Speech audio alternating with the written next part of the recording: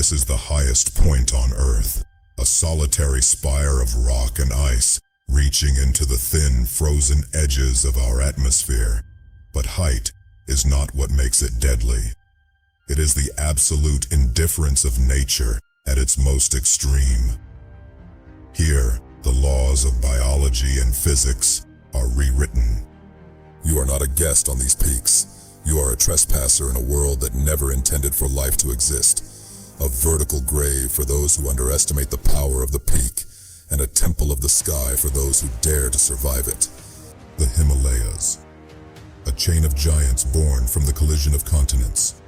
50 million years ago, the Indian subcontinent slammed into Eurasia, folding the Earth's crust upward in a slow-motion explosion of stone that continues to grow by millimeters every year.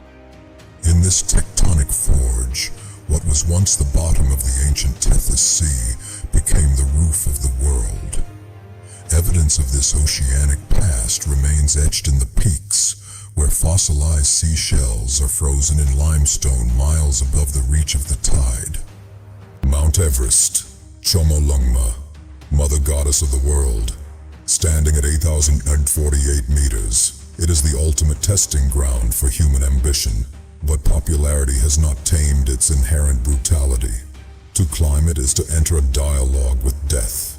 To the east lies the Kangshung Face, a remote wall of hanging glaciers where ice towers as large as office buildings can collapse without warning. It remains one of the most dangerous and least climbed routes on the planet, offering no room for retreat. On the south side, climbers must survive the Khumbu icefall, a shifting river of ice that moves up to a meter every day. It is a psychological gauntlet of collapsing seracs and shifting crevasses that can swallow a team in seconds. The icefall doctors are the guardians of the route. Every day they risk their lives to find a path through the moving ice, fixing the ladders that bridge the gap between human progress and the void. Their intuition is the only thing keeping the route alive. Without the Sherpa people, the peaks would be inaccessible.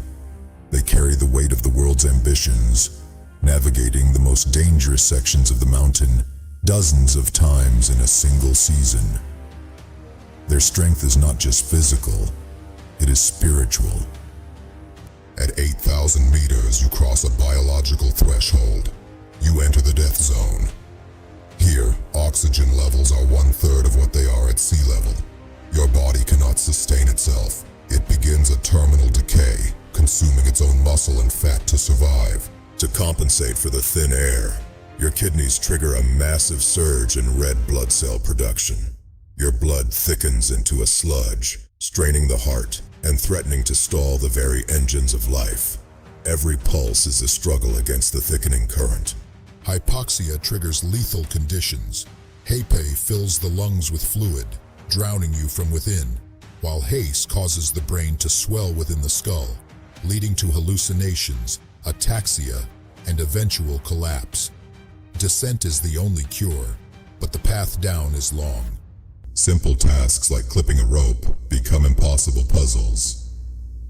The brain slows, logic fades, and you are left with nothing but the primal urge to keep moving against the fog of terminal exhaustion. You are a ghost moving through a frozen nightmare. Temperatures can drop to -60. Frostbite is a certainty for any skin left exposed for even a minute. Every gasp of air is so cold it feels like it's burning your lungs from the inside out, leaving scars on your very breath. Why do we go? It is a quest to find the person you become when everything else is stripped away. At extreme altitudes, every other thought vanishes, leaving only the pinnacle of focus and survival. It is the most honest conversation you will ever have with yourself. But Everest is not the most dangerous. In the Karakoram lies K2, the savage mountain.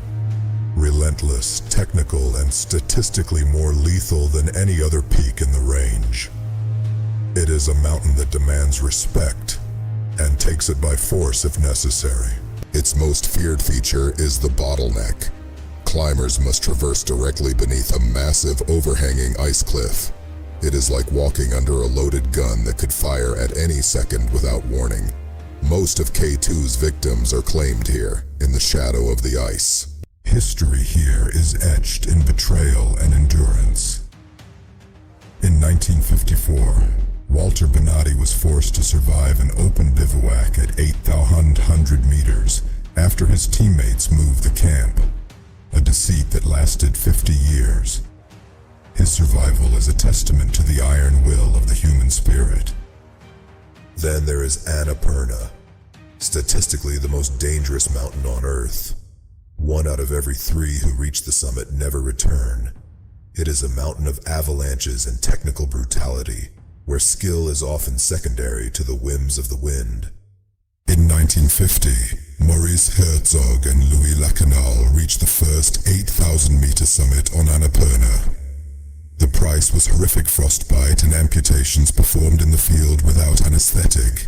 It established the extreme cost of high-altitude glory. In places like Everest's Rainbow Valley, the fallen remain. Preserved by the absolute cold, they serve as permanent, silent markers for those who continue the struggle upward. They are the eternal sentinels of the death zone. Rescue operations at this altitude are a logistical nightmare. Every mission is a gamble with the pilot's life. Helicopters operate at their absolute limit, where the air is too thin to provide lift and the winds are unpredictable. On the ground, a rescue can take days. It requires dozens of climbers to move a single person down. In the death zone, you are responsible for your own life, but the bond of the mountain often demands more. But the mountains themselves are changing. Receding ice is exposing the very bones of the peak, making the slopes more unstable and rock falls more frequent. The climate shift is altering the technical nature of these routes forever. With commercialization comes overcrowding. The ethics of the mountain are being tested as lines form in the death zone. The dream of solitude is replaced by the reality of queues, where a single delay can be fatal. The environmental cost is also rising. The peaks are littered with the trash of decades. We are left to wonder, at what point does our ambition destroy the very thing we seek to conquer? At the highest places on Earth, you are not conquering the mountain, you are surviving it. And if you are lucky, the giant will allow you to return to the world of men, forever changed by the silence of the high peaks. Because in the end, we are but a breath in the wind. And the mountains are eternal, a vertical grave and a temple of the sky, long after we are gone.